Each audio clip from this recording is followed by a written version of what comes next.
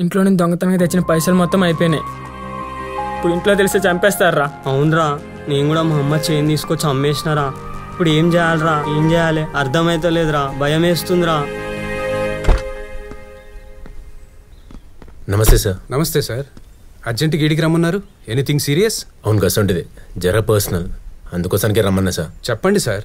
మా వైఫ్ని ఎవరు కిడ్నాప్ చేసేది సార్. పైసలు కూడా డిమాండ్ చేశారు. కొన్ని ఇచ్చిన బ్యాలెన్స్ మళ్ళీ ఇస్తా అని టైం అడిగిన.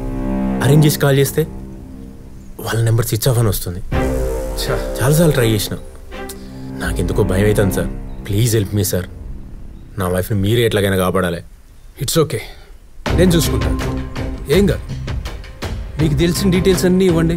మీరు ధైర్యంగా ఉండండి, నేను చూసుకుంటాను కదా. ప్లీజ్ సార్, ఇది మాత్రం ఎవరికి తెలియకుండా జర సీక్రెట్గా డీల్ చేయండి. ఏదన్నా తేడా జరిగితే నా వైఫ్ నాకు దక్కదు. నా లైఫ్ మీ చేతిలో ఉంది సార్. మీరేం కంగారు పడకండి. ఇది ఉంచండి సార్ ప్లీజ్. ఏం సార్ ఇది?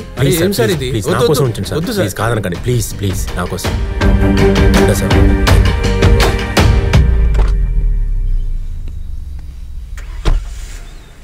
వస్తా సార్.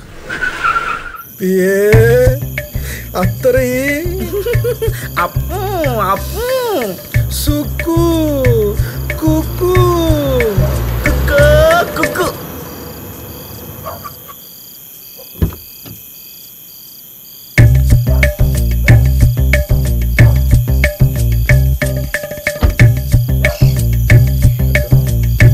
All the best. ఎవరు చూస్తలేరు కదా.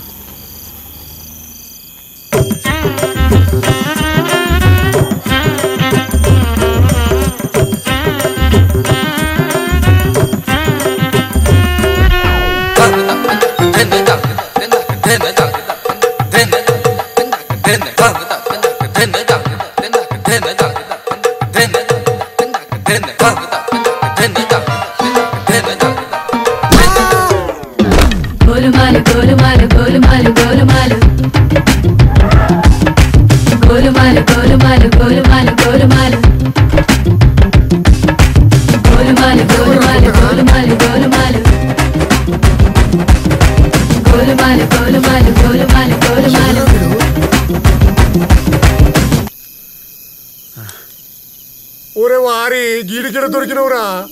ఎవర్రా ఈ టింబగాడు? ఈ టింబసాలెగాడు అర్ధరాత్రి నా సుక్కు ఇంట్లోకి దూరినాడు.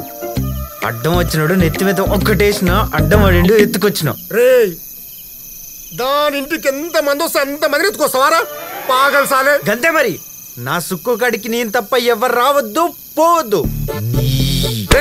నీ అయ్యా చెప్పినా కదరా అది కేసు టైప్ అని. రే ఊకే నా సుక్కుని కేసు కేసు అనగరా, నా గుండె ఆగమైతది. రేయ్ ఆగం కాదురా, ఆగం కాదు, రోగం.